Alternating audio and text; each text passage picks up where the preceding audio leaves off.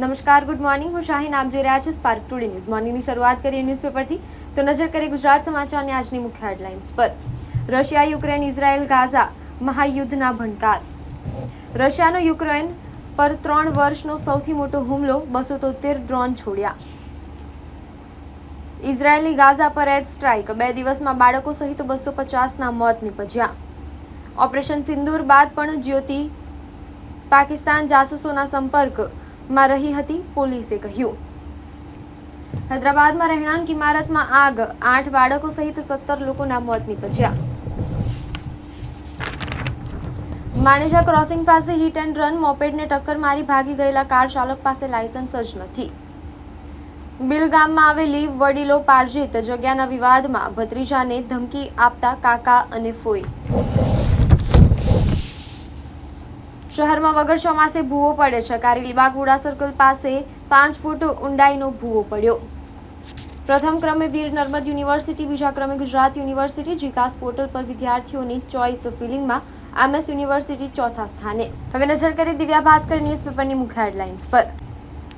અજાણ્યા હુમલાખોરોએ રઝાઉલ્લાહને મોતને ઘાટ ઉતાર્યો. સંઘ મુખ્યાલય સહિત 3 સ્થળે હુમલામાં સામેલ તોઈબાનો આતંકી પાકિસ્તાનમાં ઠાર કરાયો. હૈદરાબાદમાં ચારમીનાર સામે ભીષણ આગ, 8 બાળકો સહિત 17ના મોત નીપજ્યા. 101માં મિશનમાં ઝટકો, આ ત્રીજી નિષ્ફળતા. PSLVની ખામીના કારણે ઇસરોનું સેટેલાઇટ લોન્ચ અસફળ. યુટ્યુબર જ્યોતિને ISI દ્વારા એસેટ તરીકે તૈયાર કરવામાં આવી રહી હતી.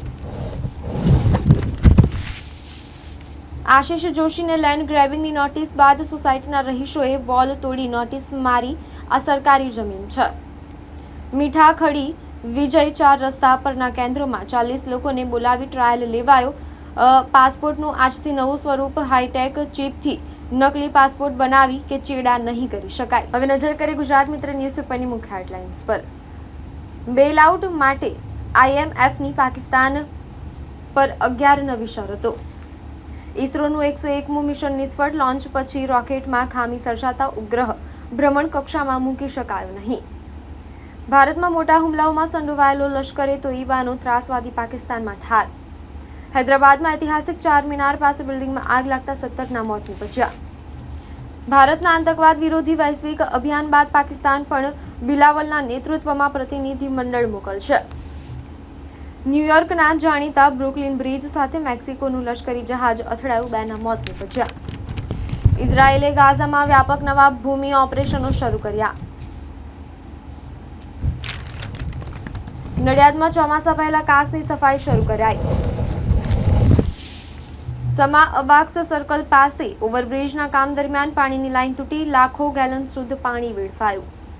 વડોદરા રેલવે સ્ટેશનના પ્લેટફોર્મ નંબર 2 પરથી બાંગ્લાદેશી કિશોરી મળી આવી. હવે નજર કરીએ લોકસત્તા જનસત્તા ન્યૂઝપેપરની મુખ્ય હેડલાઇન્સ પર. LETનો ટોપ કમાન્ડર સૈફુલ્લા પાકિસ્તાનમાં ઠાર. યુએસમાં ભયાનક વાવાઝોડું, લાખો ઘરોમાં અંધારપટ, 23ના મોત નીપજ્યા. ગુજરાતમાં 16 આની ચોમાસું, 50થી વધુ આગાહીકારનું તારણ.